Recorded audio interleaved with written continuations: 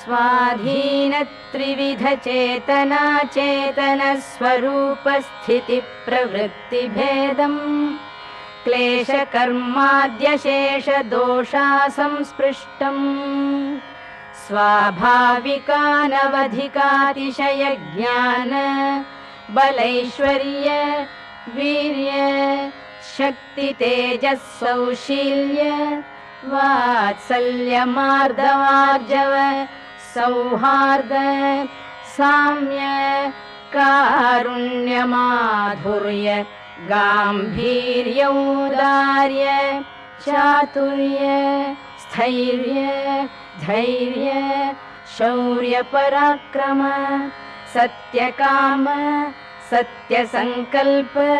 कृतित्व कृतज्ञताद्य संख्येय कल्याण गुणगणौघ